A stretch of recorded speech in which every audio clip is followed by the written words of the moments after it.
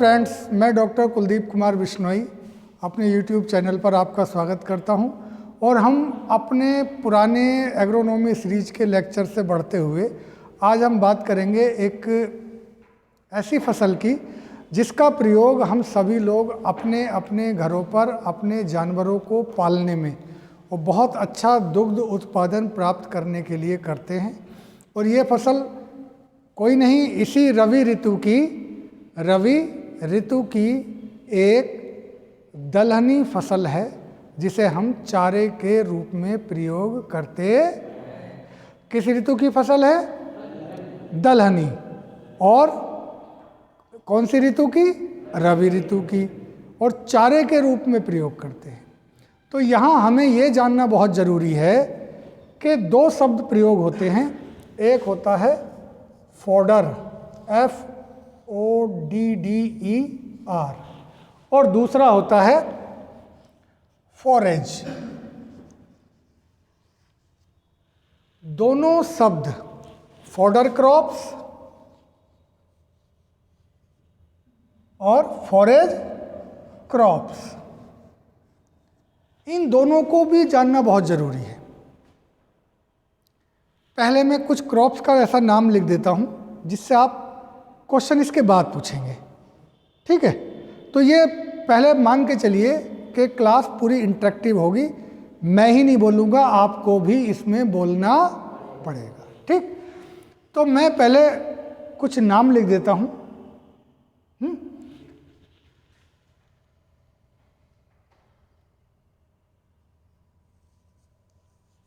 ज्वार, बाजरा,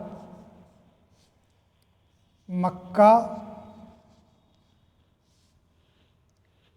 कुछ नाम लिखते हैं। ऐसा मत लिए कि मैंने इसके नीचे लिखे हैं तो ये यहीं लिखने जाएंगे, ऐसा कुछ नहीं है। बस ये लिखने की जगह है कि हमने कहीं पे कुछ लिख दिया। हमने लिख दिया बरसीम, लूसर्न जिसे रिज का बोलते हैं, रिज का, और हमने सूडान घास,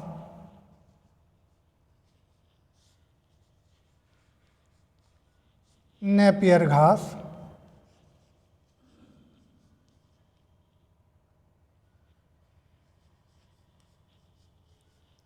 इधर कुछ ज़्यादा लिख गए तो इधर भी लिख देते हैं, जो, जई, ये सब चारे के रूप में लोग खूब प्रयोग करते हैं। देखा है? खूब करते हैं ना? तो जिन फसलों को, तो आखिर फॉडर क्रॉप क्या है और फॉरेज क्रॉप क्या है? तो इसको मोटा मोटा जैसे एक देहात में किसान समझता है, आप उसी भाषा में समझिए कि जिन फसलों का प्रयोग सिर्फ और सिर्फ जानवर कर सकते हैं किसी भी रूप में, उन फसलों को हम फॉरेज क्रॉप कहते। फॉडर क्रॉप हम उन फसलों को कहते हैं जिनको यदि हम हरे के रूप में खिलाना चाहें तो जानवर खा लें, और यदि उसका दाना खाना चाहें तो इंसान भी खा सकते हों। जैसे ज्वार है, ज्वार की जब चरी हम काट के खिलाते हैं हरी, तो वो जानवर खाते हैं, लेकिन ज्वार की रोटियां भी खाई जाती हैं, ज्वार का आटा बनाया जाता, जो जाड़ों ठंड के दिनों में, ठंड की रातों में ज्वार की, बाजरे की रोटी बहुत अच्छी होती है सेहत के हिसाब से। काफ़ी मिनरल्स होते हैं, प्रोटीन, कार्बोहाइड्रेट और खनिज पदार्थ इतने बढ़िया होते हैं कि जो बाज़ार में आटा मिलता है और उस आटे को बोलते हैं न्यूट्रीफाइड आटा, फोर्टिफाइड, कि हमने उस आटे में कुछ और चीज़ ऐसी मिला दी हैं जिसकी वजह से उसकी ताकत बहुत बढ़ गई है। तो ये ज्वार, बाजरा, मक्का, इनकी रोटी, बड़े बड़े होटल्स में मक्का की रोटी कितनी महंगी मिलती है। अगर आटे की रोटी 10 रुपए की है तो मक्का वाली रोटी 25 रुपए की है। आप शादी में देखें, आप शादियों में मक्का की रोटी अलग बनती है ना, और आटे वाली रोटियां अलग बनती हैं, मैदा वाली अलग बनती हैं। सबसे ज़्यादा पसंद किसको करते हैं लोग? मक्का वाली को। दूसरे नंबर पे आटे वाली को, और मैदा वाली को सबसे बाद में। जबकि आटा और मैदा एक ही पदार्थ से बने, दोनों गेहूं से ही बने हैं दोनों। आटा भी गेहूं का है, मैदा भी गेहूं से बनी है। तो उनके सबके गुण और खाने के बाद उनकी पाचनशीलता ये अलग अलग हो जाती, जिसकी वजह से उसका हम अलग अलग रूप में प्रयोग करते। तो जैसे ज्वार है, बाजरा है, मक्का है, जई है। अब जई का प्रयोग और जौ का प्रयोग क्या इंसान खाने में करता है? खाने में नहीं करता है, इंसान नहीं करता है। लेकिन वो जौ का सत्तू खाता है। जौ का सत्तू बनता है, जो गर्मियों के दिनों में बहुत काम करता है। जब बहुत गर्मी हो, लू चल रही हो, तो जौ का सत्तू पीजिए आप, लू आप पे असर नहीं करेगी। तो ऐसी फसलें जिनको किसान अपने खाने में भी प्रयोग करता है और जानवर को उसकी हरी अवस्थाओं में खिलाई जा सकती हों, उन फसलों को हम फॉडर क्रॉप कहते हैं। और फॉरेज क्रॉप उन फसलों को कहते हैं जिनको सिर्फ और सिर्फ जानवर के खिलाने में ही प्रयोग किया जा सकता है। क्या बरसीम को इंसान खाते देखे हैं आपने? लूसर्न या रिज का नहीं खाते। सूडान घास है, नहीं खाते। नेपियर घास है, तो ये सिर्फ जानवर। तो इत्तेफाक से कि हमने जो लिखा वो उसी के नीचे लिखा, जबकि ये गलत भी लिखा जा सकता था। एनीवे, तो अब आप समझ गए कि हम बरसीम की बात करने वाले हैं। तो बरसीम कैसी क्रॉप है? बताइए, बरसीम कैसी क्रॉप है? फॉडर क्रॉप है या फॉरेज क्रॉप है? वेरी गुड, के बरसीम हमारी फॉरेज क्रॉप है और हम इसको लिखा रहने देते हैं, बाकी सबको हटा देते हैं।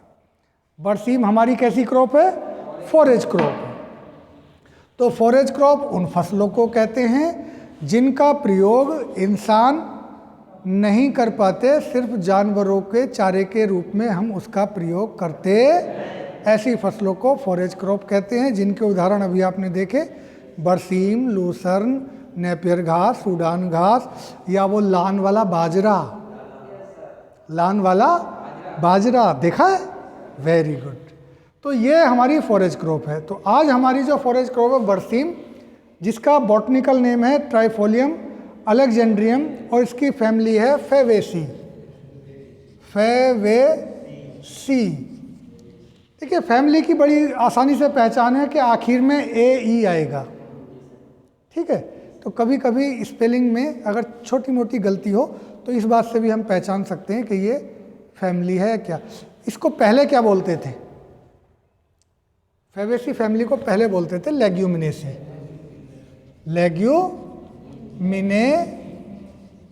Leguminosae family. इसका क्या मतलब हुआ सीधे सीधे? कि बरसीम एक दलहनी फसल है जिसका प्रयोग जानवर करते हैं अपने चारे। ठीक, यहां तक क्लियर? Very good. कब बोया जाता है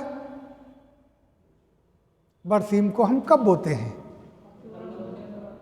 सितंबर लास्ट से शुरू कर देते हैं, और कुछ लोग अक्टूबर के पहले हफ्ते में बोते हैं। कुछ लोग जैसे ही जैसे खेत खाली होते हैं लोगों के, ज़्यादातर लोग धान काट के बरसीम बोते हैं। कुछ लोग जो दूसरे खेत होते हैं उनमें ही बरसीम को बोते हैं, वो धान वाले में नहीं बोते हैं।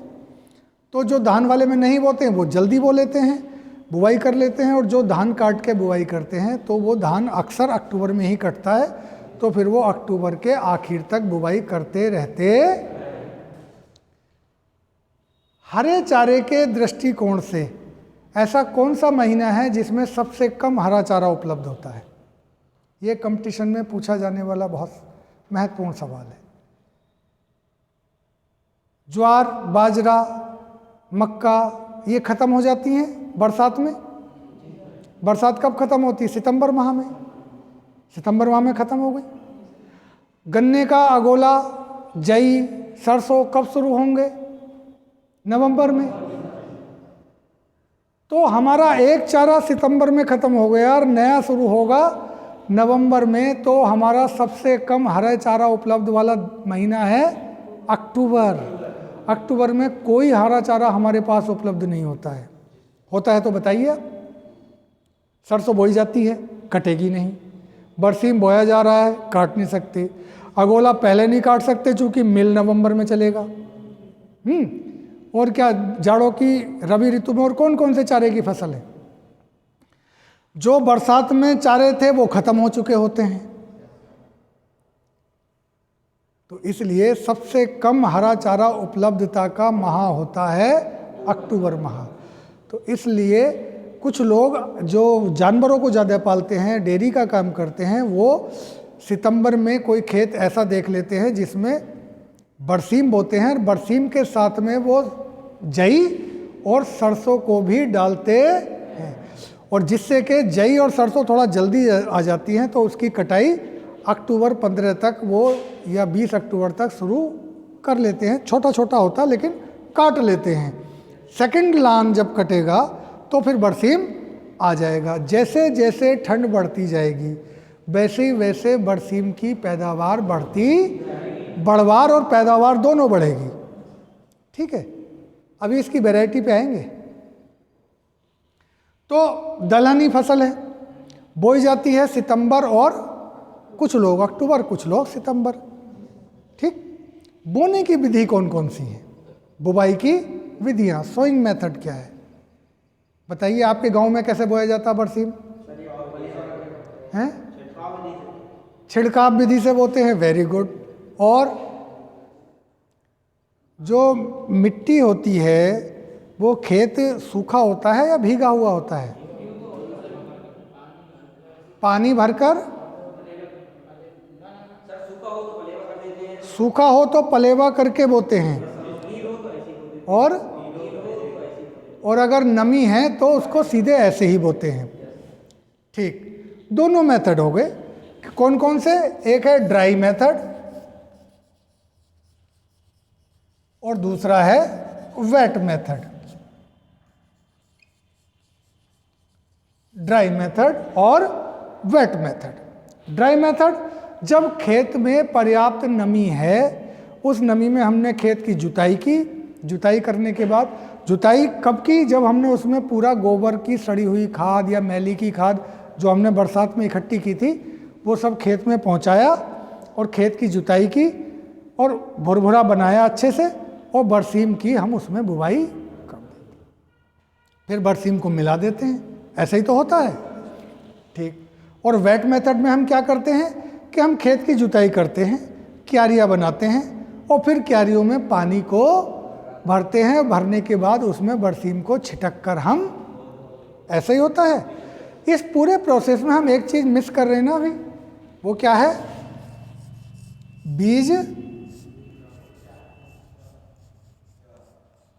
बीज उपचार, सीड ट्रीटमेंट। क्या ये जरूरी है?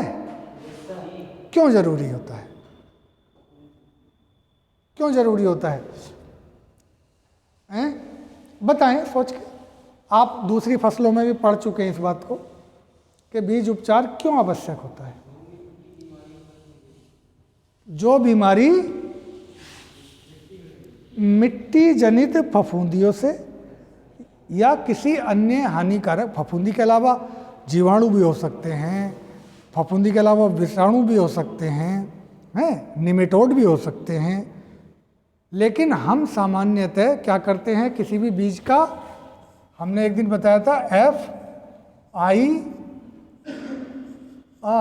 बताया था कि बीज उपचार की एक प्रक्रिया है FIR, फंजीसाइड, इंसेक्टिसाइड और राइजोबियम कल्चर। आज इसी चीज पे आएंगे। बीज उपचार किसी भी दलहनी फसल में जब करते हैं तो ये पूरा प्रोसेस अपनाया जाता है। किसमें? दलहनी फसल बुआई में जब भी हम बीज उपचार करते हैं तो यही क्रम है।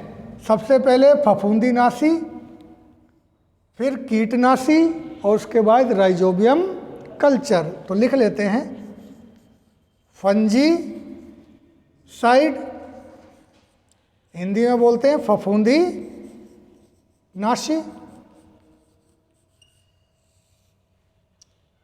आई से इंसेक्टिसाइड या कीटनाशी,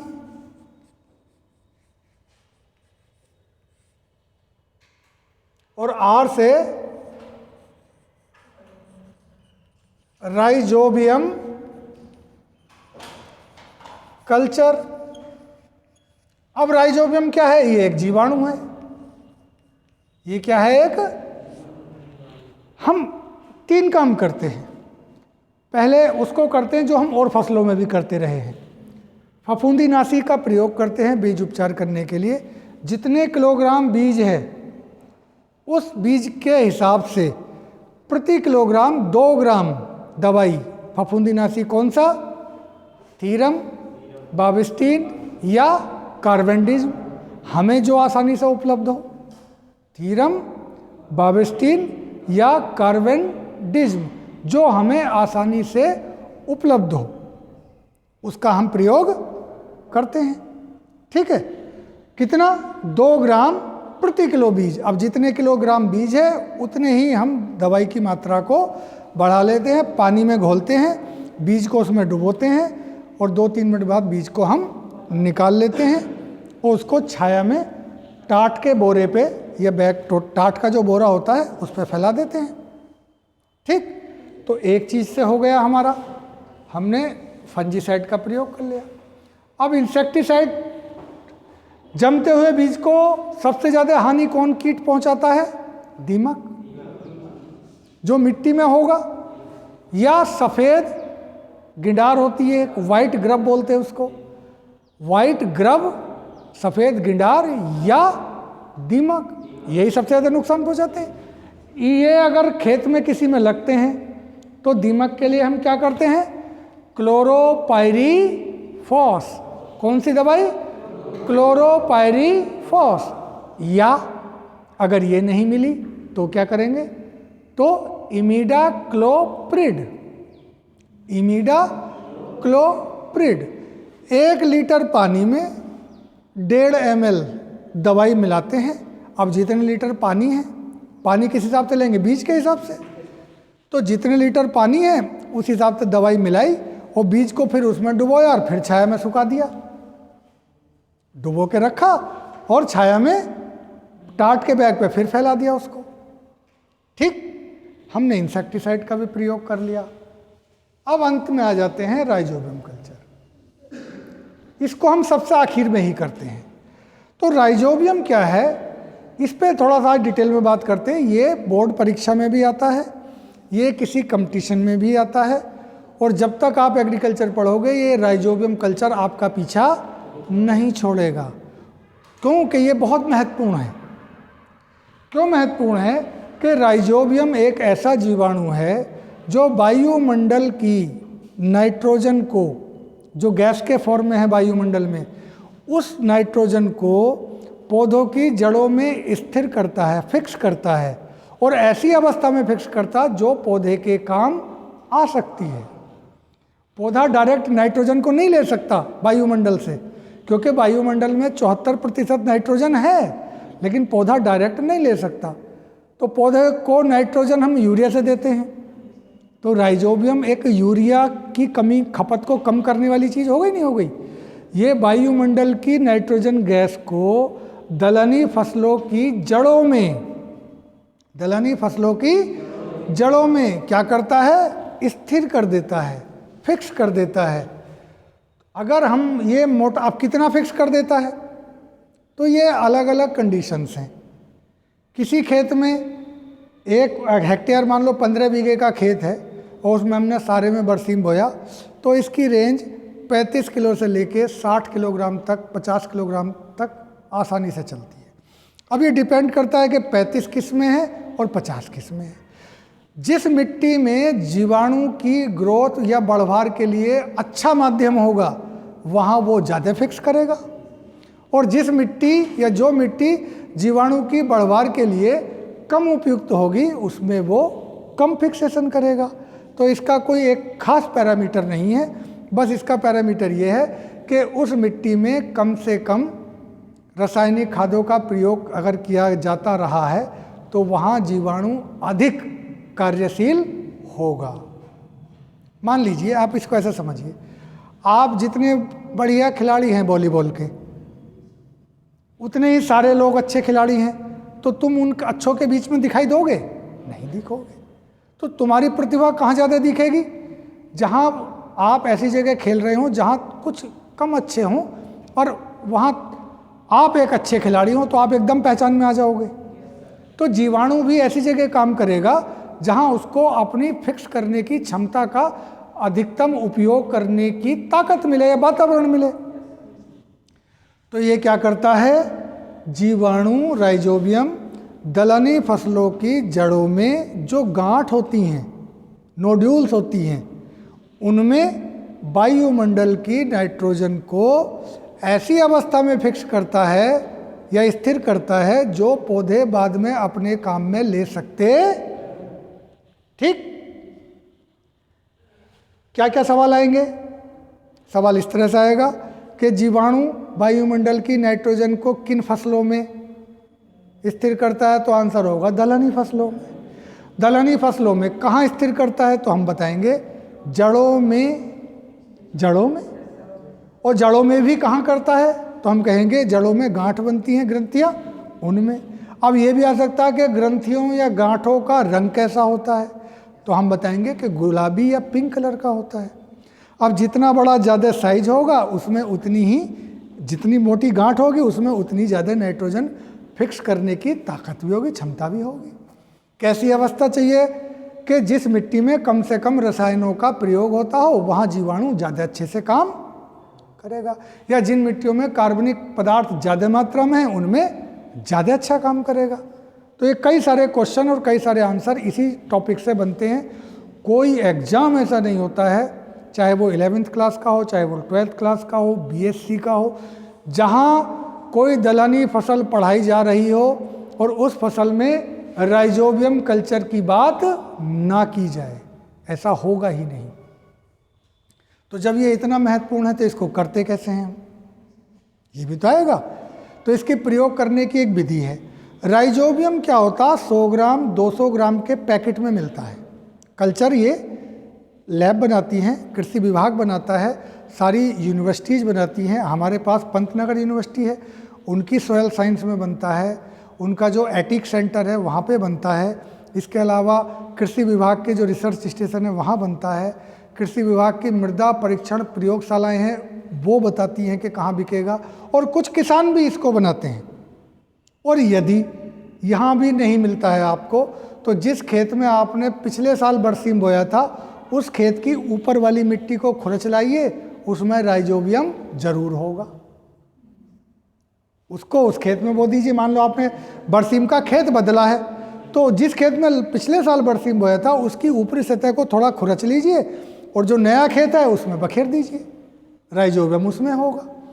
अगर कल्चर नहीं ला पाते हैं तो अब कल्चर ले आए तो क्या करेंगे? मान लीजिए हमें 200 ग्राम का पैकेट मिला, तो इस कल्चर को, इसमें जीवाणु है, तो हम क्या करते हैं कि 200 ग्राम अगर कल्चर मिला है तो 250 ग्राम गुड़ होता ना, गन्ने से बनता मिठाई, उसको 250 से 350 ग्राम मिठाई को पानी में घोला और उसमें फिर इस पाउडर को डाल दिया, राइजोबियम कल्चर को, इसे मिलाया और उस सब को बीज पे डाल दिया और बीज पे अच्छे से हाथ से ऐसे मिला दिया और फिर उसको बीज को फैला दिया। तो उसके ऊपर एक काली सी या एक रंगीन सी एक परत जम जाती है, और जब वो ऐसी अवस्था में हो कि उसको बखेरने पे चिपके ना हाथों पे, तो बस शाम को ये काम किया, रात भर रखे रहने दिया, चूहे जहाँ पे ना आए ऐसी जगह पे, और अगले दिन बरसीम बुआई कर दी। तो हमारे खेत में राइजोबियम। अच्छा, गुड़ क्यों मिलाते हैं? क्योंकि राइजोबियम को खाने के लिए भी तो कुछ चाहिए, और गुड़ में क्या है? कार्बोहाइड्रेट है पूरा, है ना, सुक्रोज है, चीनी है, मिठास है, उससे बहुत जल्दी एनर्जी मिलेगी। तो जब आप थके हुए होते हो खेलते हुए तो आपको ग्लूकोज पिलाते हैं। जब बीमार होते हो तो ग्लूकोज की बोतल लगती है, तुरंत ताकत मिलती है। ऐसे ही राइजोबियम के लिए गुड़ मिल जाता है। तो जब तक वो कार्य करना शुरू करता है, जब तक उसको ऊर्जा गुड़ से मिलती रहती है, और जैसे ही बीज जमेगा तो बीज की जब जड़ जमेगी वो जड़ में तुरंत चला जाएगा। जड़ में ही गांठ बननी है, तो जड़ के साथ साथ गांठ बननी शुरू हो जाएंगी और नाइट्रोजन का फिक्सेशन का कार्य बुवाई के लगभग 35 दिन बाद से शुरू, 30 से 35 दिन बाद चालू हो जाता है। ठीक, तो ये बात आपकी समझ में आ गई, बीज उपचार। ठीक, थैंक यू। अब हम अगली बात करते हैं, बीज उपचार हो गया कि कौन सी वैरायटी का हम प्रयोग करते हैं। देखिए, दो तरह की बरसीम में वैरायटी होती है। कितनी तरह की वैरायटी होती है? एक होती है वो वैरायटी जिनके पत्तों का आकार थोड़ा सा गोल होता है, और एक वैरायटी ऐसी होती है जिनके पत्तों का आकार थोड़ा लंबा सा होता है। ऐसा होता है, हैं? अब बताइए, अभी जाड़े जब खूब ठंड पड़ रही है, आज हमारा 15 दिसंबर 2020 है, अच्छी ठंड है खूब, ऐसे में जो बरसीम चलेगा तो वो गोल पत्ते वाला ज़्यादा चलेगा या लंबे पत्ते वाला? गोल पत्ते वाला। Very good. और जैसे जैसे ठंड बढ़ेगी, इस गोल पत्ते वाले बरसीम की पैदावार बढ़ती जाएगी। अब जैसे जैसे गर्मी शुरू होगी, फरवरी, मार्च, अप्रैल, तो वहाँ पर गोल पत्ते वाले की पैदावार कम होनी शुरू हो जाएगी और लंबे पत्ते वाले की। इससे हमें क्या समझ में आया कि क्या हमें सिर्फ गोल पत्ती वाला ही बीज बोना चाहिए? दोनों को बोना चाहिए। तो कैसे बोना चाहिए? आधा आधा या आधे से ज़्यादा कैसे? बस, वेरी गुड।